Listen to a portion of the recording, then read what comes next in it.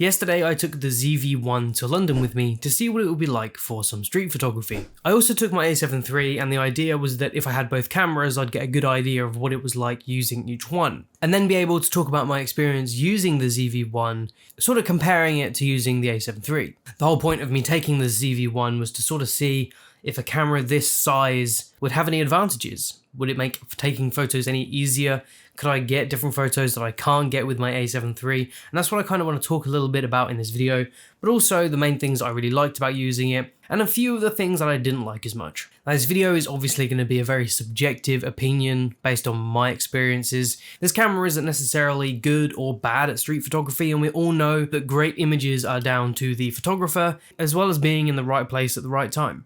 Now, the first thing that I noticed about the ZV-1 was the autofocus. It is rapidly fast. Now, my A7 III is also very fast, but I was just surprised at how good this little camera is.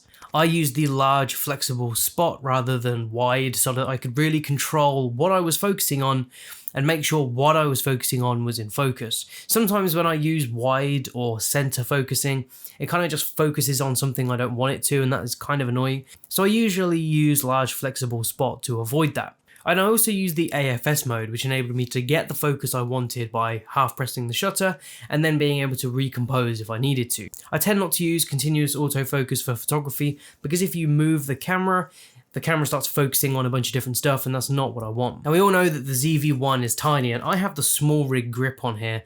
So even though it's a little bit bigger and a little bit heavier, it's still so lightweight and small compared to my A7 III. And what I loved about taking this to London was that I didn't feel like anybody cared that I had it. I was literally taking photos of people that were just standing around, and nobody kind of looked at me like, hey, what are you doing taking photos of me?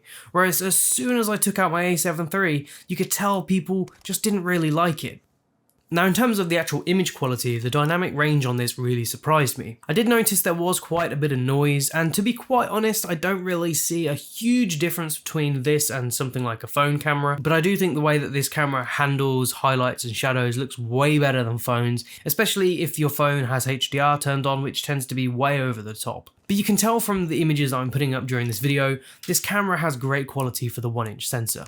Now, all the photos that you're seeing in this video have been edited with my own custom pastel Lightroom preset. Now, if you want to buy this preset, head over to the website in the description, and if you use the code ZV1, you can get 50% off. What I like about this preset is it adds a nice bit of contrast, but it also desaturates the image a little bit. When you're in a city, there's often a lot of colors going around that can make images look a little bit messy. So what this pastel preset does is it kind of softens all the colors, but also reduces some of those colors as well. It also has a little bit of grain, which you can turn off if you want, but this gives it that nice soft filmic look. So what do you think so far of these photos? I am really happy with them. Let me know in the comments what you think so far. Personally, for me, this was amazing to take around with me for travel, lifestyle, or anything like that. I think this camera is perfect. Now, although I found the ZV-1 great on my day out, I did have some issues with it. One of them being the startup times. Sometimes the camera would go into like power saver mode or something, and I'd go to take a photo and it would be off. Then it would kind of like reinitiate and turn on again. And it took a little bit of time, maybe 2 or 3 seconds to actually do that. So sometimes I miss shots because I wanted to take a photo and then I realized the camera had turned itself off. I suppose there's probably a setting somewhere to turn that off, but what I ended up doing was, if I was entering an area, I knew I'd probably take some photos, I just turned it on and made sure that I kind of kept it on by pressing buttons and stuff like that so that it didn't switch off. Another thing I noticed was the lack of depth of field. So shooting on a full frame mirrorless camera, if I'm taking a photo of something on say a 51.8, the depth of field is amazing. You can really separate things in an image by using depth of field creatively. This was better just for sort of big building photos and stuff where mostly everything is in focus. If you wanted some depth of field, you either need to go really close to something or have something in the foreground quite close to the camera while your focus is on the background. So even though this lens is an f1.8, it just doesn't have that much depth, and that's down to the 1-inch sensor. Looking at these two photos, one shot on my A7 III and one shot on the ZV-1, you can really see the difference in depth between a full frame mirrorless and a tiny 1-inch compact system camera. But in spite of those small problems, I actually found the ZV-1 really fun to shoot with, and I actually shot with this more than my A7 III. And if you're watching this video because you saw my video on the ZV-E10, you'll know that I just wasn't really a fan of having another interchangeable lens camera, and the idea of having a small compact camera that you can put in your pocket was really appealing to me. And even with this small rig grip on, this still fits in my pocket no problem.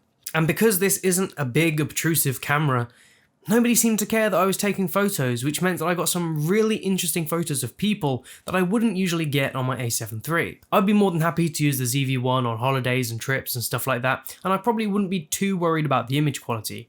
Of course, it's not going to be as good as my A7 III, but if you don't want to lug around a big camera, something like this will be a great option. Anyway, here's the rest of the photos I took on the ZV-1. If you've enjoyed this video, be sure to leave a like, leave a comment down below if you have any questions or comments, and let me know what you think to the quality of the ZV-1. Be sure to subscribe if you want to see more from me, and hit that little alert button as well, and you'll get a notification when I upload something new, and hopefully I'll see you in the next one. For now, enjoy the photos.